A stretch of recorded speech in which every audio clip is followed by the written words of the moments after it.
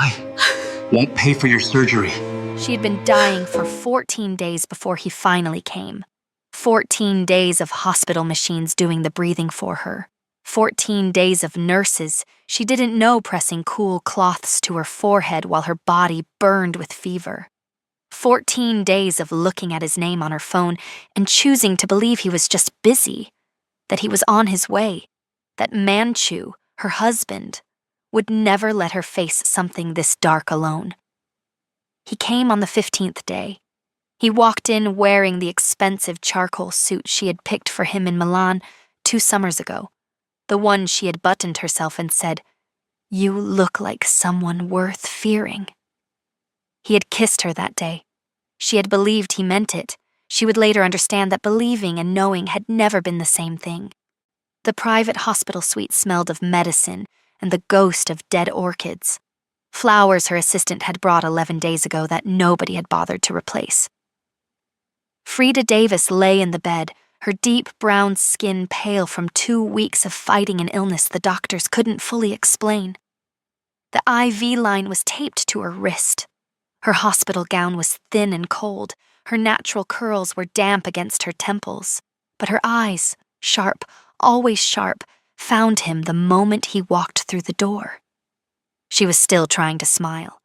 That would be the part that haunted her later, that even then, weak and sick and scared, she had still reached for something warm to give him. Still hoping. Still Frida. Manchu did not walk toward her. He stopped at the foot of the bed, hands at his sides. The Korean tattoo on his neck catching the cold hospital light. His face was unreadable in the way of a man who learned long ago to keep his feelings locked behind glass. His dark eyes moved across her slowly, the way a man looks at an investment he has already decided to close. The silence between them stretched. Frida had sat across from powerful men her whole adult life. She knew the difference between silence that was a weapon and silence that was a warning. This one was neither. This was the pause before a man says something he has already rehearsed, something decided, something final. "I won't pay for the surgery, Frida." "Where are you checking in from?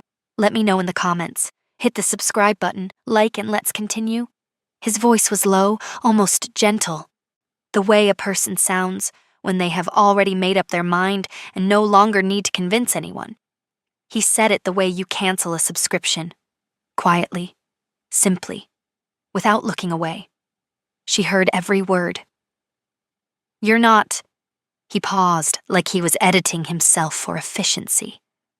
"You're not a viable investment anymore." The monitor beeped 3 times in the silence that followed. Frida did not cry. Later, that would be the thing she was most proud of, that she had not broken in front of him. Her jaw tightened, barely. Her fingers curled once into the bedsheet. That was all. 8 years of marriage, 8 years of loyalty so deep, she had once stood in a room full of investigators and said, "I know nothing." All of it reduced to 2 fingers pressing into cotton. He straightened his tie. The tie was already straight. He straightened it anyway. As if her dying was an inconvenience he needed to smooth over before moving on with his evening. He turned toward the door. And that was when Frida saw her. Standing just beyond the threshold was Jen Lin, his ex-girlfriend, wearing a blush silk dress that belonged to Frida, the emerald pendant at her throat that also belonged to Frida, positioned in the doorway like a woman who had already decided she was moving in. Close enough to be seen, far enough to deny it. She had not been waiting for 5 minutes. Frida understood in an instant. Jen Lin had been waiting for 14 days. While Frida burned in that bed, the 2 of them had been making arrangements on the other side of the door. Their eyes met. Jen Lin did not look triumphant. She looked patient. And somehow that was the most frightening thing of all, because patience means a plan that has already been running for a long time. The door clicked shut. "I'm curious, what's your take on Manchu? Did he do too much?"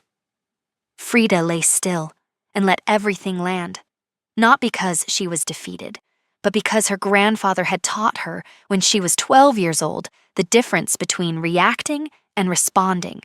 A woman who knows exactly how deep the hole is doesn't panic. She measures the climb, her fingers uncurled. Her eyes, wet a moment ago, went quiet. Not broken quiet, not defeated quiet, decided quiet. The kind that falls over a woman the moment she stops being someone's wife and starts becoming something they should have feared all along. She reached for the pen on the bedside table, turned her wrist over, wrote her bank balance just above the IV tape, $43. She looked at it for a long time, then she pressed the pen down harder and wrote one word beneath it. V. What Freda did not know in that moment was that she had not been entirely alone.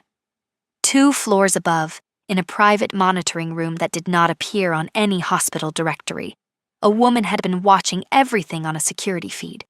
She had watched Manchu walk in, watched him speak, watched him straighten his already straight tie and leave with another woman wearing a dead wife's jewelry.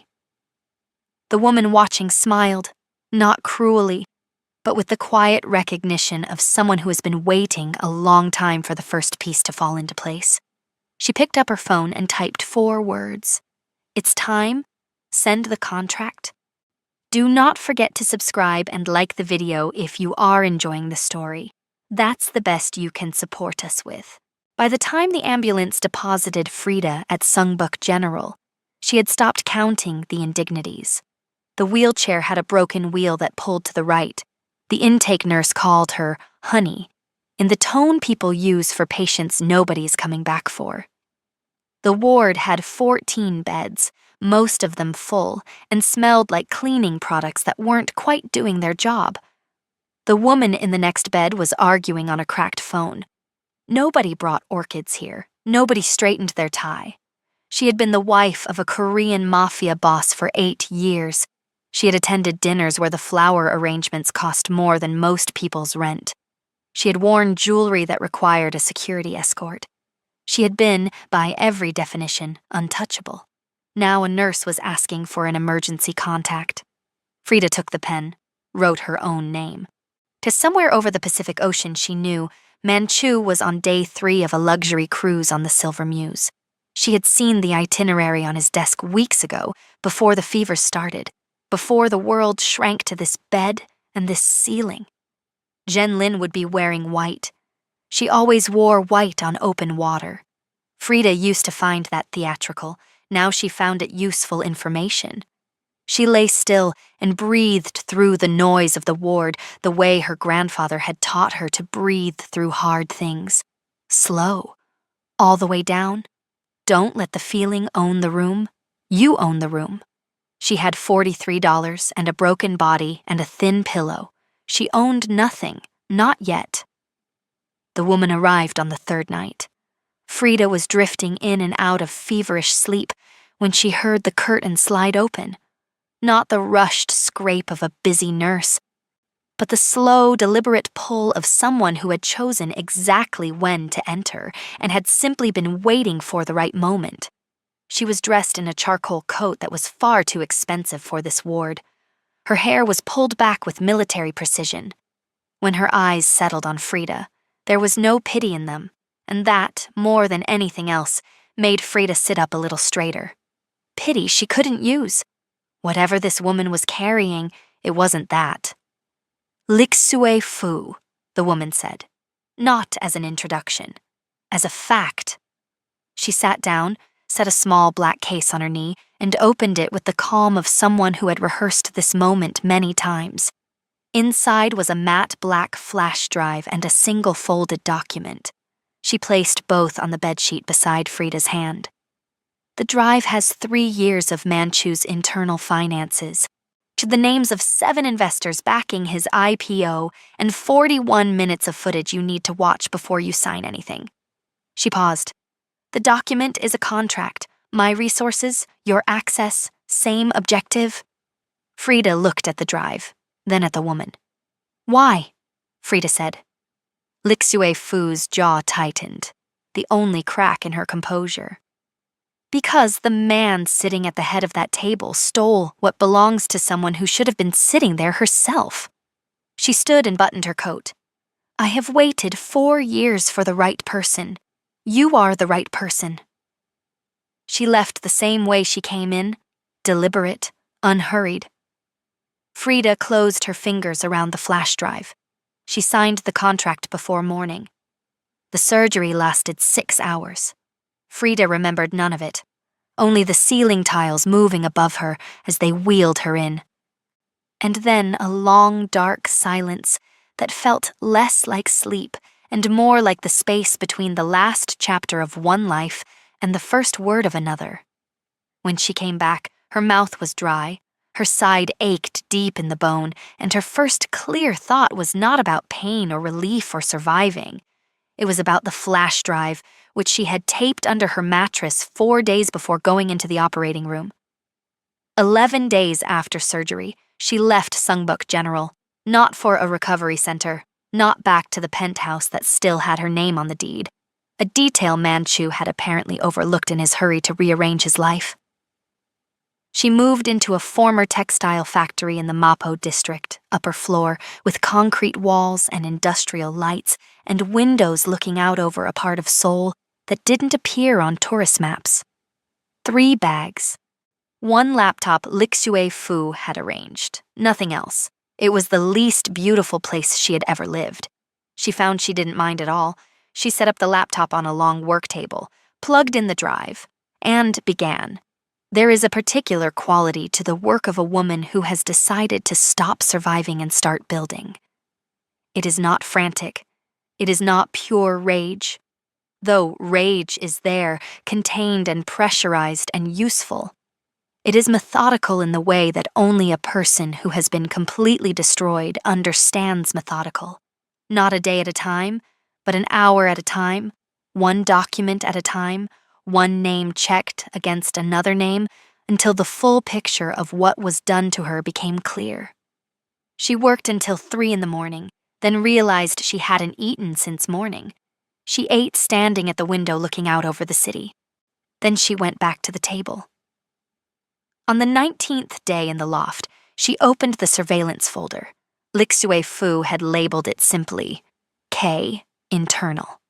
Frida knew immediately. Kenji, Manchu's head of security, 11 years with the syndicate, the man who had driven Frida home from events when Manchu was pulled away by business, who had once, without being asked, handed her his jacket in the rain outside a restaurant in Gangnam and never mentioned it again. She had wondered, lying in that public ward, whether anyone in Manchu's circle had noticed she was gone. Now she had her answer. The footage covered 6 months of the penthouse kitchen, camera placed in the upper corner near the range hood, the kind of placement that told you someone knew exactly where the blind spots were and had deliberately worked around them. Frida watched it once all the way through without stopping. Then she sat back and let the full shape of it settle. Jenlin, 3 to 5 mornings a week, moving through Frida's kitchen like a woman who had already decided she lived there. Opening the cabinet above the sink, taking out the vitamin case, the one prescribed by Frida's own doctor, the one Frida had taken every single morning for 2 years without a second thought. Jenlin's back to the camera, shoulders angled just so, hands doing something that lasted no more than 30 seconds before she closed the case and put it back on the shelf. 30 seconds, repeated across 6 months. Enough to produce organ failure so convincing that 3 physicians had called it natural. Frida did not cry. She had used up whatever she had for that. She opened a new document. She typed the heading, Jenlin, Evidence Index, and started building the file that would become the centerpiece of everything. By the 3rd month, the loft looked completely different. 1 laptop and a work table had become a wall of monitors, a secured server, and 11 clients. All investors, all men who moved money through the same channels Manchu depended on, none of them knowing that the strategist they had hired through the consulting firm called Vantage Black was the woman their most trusted associate had left to die in a public hospital ward. Frida had built Vantage Black in 6 weeks, The brand was clean, minimal, and quietly powerful in the way that serious money tends to look. No photos of the founder, no listed office address, only results. And the results were so fast and so clean that by week 8, two of Manchu's cornerstone IPO investors had quietly begun moving their money elsewhere, citing a new advisory relationship they were not at liberty to name. Manchu had noticed. She knew because Kenji sent a message through the encrypted channel Lixue Fu had set up. He's asking questions about the leak. He doesn't know where to look. Frida read it, set the phone face down on the table, and allowed herself, for the first time in 3 months, something that was almost a smile. He was looking for a leak. He had no idea that what he was dealing with was not a leak at all, but a flood. That the woman he had written off as a closed account had spent 90 days in a loft he didn't know existed, building the instrument of his destruction one piece at a time. She picked up the phone and typed 2 words back. Good. Continue. And then she turned to the monitor showing the Black Jade Gala guest list, 8 weeks away, invitations already going out, and began planning the final move. The referral arrived through Singapore, routed clean and untraceable. Frida read the brief in 4 minutes, a high-value client, a public image in free fall, an IPO bleeding investor confidence. The budget was extraordinary. The timeline told her everything she needed to know about how desperate he was. She accepted without negotiating the rate. Men like Manchu only trusted things that cost them. The consultations ran on encrypted video. Her camera was replaced with a black square. Her voice was filtered into something neutral and impossible to place. On his end, Manchu appeared in his Gangnam study. The cedarwood shelves she had chosen, the painting she had sourced, and the lamp she had rewired herself one Sunday because she got tired of waiting for someone else to fix it. She sat inside everything she had built for him and listened to him explain his problems to a black square on a screen. Keeping her voice steady through those sessions was the hardest work she had done in 4 months. He was not aging well. New tension in his jaw, eyes that kept moving off screen. She let him perform his competence, asked the right questions, watched him relax into the belief that he had finally found someone capable. The problem isn't your press coverage, she told him in their second session. It's that your investors are sensing instability at the center, and instability at the center always traces back to a personal story that hasn't been managed. She paused. So there are questions circulating about your wife. 3 seconds of silence. My marriage is not relevant to the IPO. Legally, the annulment is unfinished. Publicly, a wife who disappears during a major capital raise creates a story that fills itself in if you don't fill it in first. He accepted this the way he accepted all bad news, with a stillness that was not quite agreement, but close enough. She laid out the strategy. He followed it. Every word he said went straight to her secured server, patient and waiting. The consultation room in Uedo was spare and clean. A desk, 2 chairs, and a partition of fine dark mesh that softened features without hiding presence.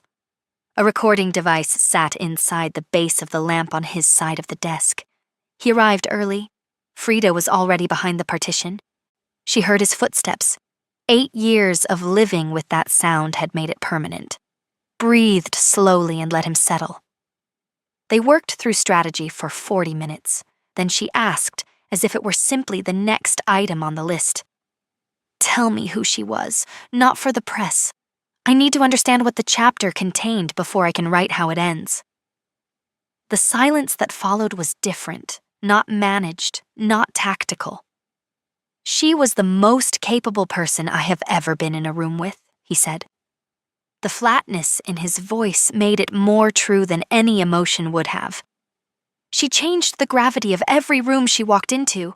That quality became inconvenient. A pause. I made a calculation. And, she said, I think about her. He said it the way a man states a fact he has tried to disprove and cannot. Not with regret. But I think about how it could have run differently. She would have solved this IPO problem in a week. She wouldn't have needed to hire anyone. Another pause. The woman I chose instead has introduced more instability than I expected. Frida kept her hands still on her side of the partition. After he left, she sat without moving for 6 minutes, not grieving. She had finished that work months ago in a public ward. She was filing it, because a woman who has been told she is not worth investing in and then finds out the man who said it has spent months thinking about her in the dark. That woman does not waste that information on feeling. She uses it. The letter arrived on a Tuesday, forwarded through 2 intermediary addresses, from a law firm whose name she recognized from a document her grandfather had shown her when she was 19. Elias Davis had built his fortune quietly. No announcements, no ceremony, just patience and the careful placement of resources at exactly the right moment. What Frida had not known was that 40 years ago, he had been the original financier of the syndicate's parent company. He had written the founding charter, and buried inside that charter was a single provision. If any direct heir of Elias Davis was ever abandoned, harmed, or stripped of marital protection by a controlling member of the syndicate, all founding shares, 43% of the parent company's total equity, reverted in full to that heir. Frida set the letter down. She thought about the number she had written on her wrist in the hospital. $43. She had chosen it because it was all she had. She had not known that her grandfather had spent 40 years encoding that same number into the very architecture of the empire that had tried to erase her. She called Lixue Fu. "I know," Lixue Fu said before Frida could speak. "He told me before he died. He said the provision would only matter if the worst happened. He believed it wouldn't. He believed Manchu was smart enough to recognize what he had." "He was wrong," Frida said. "Yes," Lixue Fu said quietly, "which is why we are here." Frida ended the call and turned back to the monitor displaying the Black Jade Gala guest list. 6 days out. She wore blood red, not as a statement, as a decision. The Black Jade Gala filled the entire top floor of the Shilla Hotel. Black lacquer walls, low gold lighting, the kind of restrained luxury that announces itself without appearing to try. 230 guests, the 7 syndicate elders at a curved table at the head of the room, and Manchu at the center of it all, moving through the space with the ease of a man who believes the evening has already been decided in his favor. Frida entered from the east corridor at 9:47. She did not hurry. The room found her before she had crossed half of it, heads turning in the way a crowd turns when it encounters something it cannot immediately name. Healthy? Radiant? Moving through the gold light in blood red with the certainty of a woman who has spent 10 months building the exact moment she is now walking into. She saw the instant Manchu recognized her. Not in his face. He was too disciplined for that. In his stillness. The way a man who is always slightly in motion goes completely still when something has happened that his math did not account for. His eyes found hers across the room. 3 full seconds. Neither of them moved. She watched him run the calculations in real time. How, when, what she knew, how much damage could still be controlled. And she watched him arrive at the answer before his expression caught up. Not enough time. Not nearly enough. She walked to the display panel where Kenji was waiting. He stepped aside without a word and placed the remote in her hand. In that single gesture was 11 years of watching things he should have stopped and one decision, made months ago in a public hospital ward, to finally act. She pressed the button. The ghost ledgers filled every screen in the room at once. 3 years of internal finances, transfer records, shell companies, and the full mechanism by which Manchu had been draining money from the syndicate's collective accounts into entities that existed only in his name. Numbers, dates, signatures, evidence that needed no explanation. The room went silent. Then she pulled up the second file, the vitamin footage, 6 months of timestamps. Jenlin's back to the kitchen camera, 30 seconds per visit. The case opened and returned to the shelf. A toxicology report beside it, naming the compound responsible for the organ failure that 3 of Seoul's finest doctors had called natural causes. Somewhere behind her, Jenlin made a sound that wasn't quite a word. Frida did not turn around. She faced the elders and spoke clearly, without theater, without rage. "My name is Frida Davis. I am the legal wife of the man you came to crown tonight. I am also, as of 6 days ago, and per the founding charter of this organization's parent company, its primary shareholder. What you are looking at is 3 years of theft from this table. What you are also looking at is evidence of a deliberate poisoning. Of me, sanctioned by the man standing in this room, designed to produce my death and bypass the charter provision protecting my inheritance." She set the remote down. "I am not here to ask for anything. I am here because the charter requires my presence to be acknowledged before any leadership transition can be ratified. I am acknowledging it now." The silence had weight. 230 people recalibrating at the same time. More Chairman Bay, the eldest of the 7, looked at Frida for a long moment. Then he said 4 words in the quiet tone of a man who had not needed to raise his voice in 30 years. "Bring me the charter." The screens were still glowing when Jenlin found her voice. "That footage proves nothing. It has been manipulated. Anyone can—" "The toxicology report cannot be manipulated," Frida said without turning around. "Neither can your fingerprints on the capsules. Both are already with the prosecutor's office.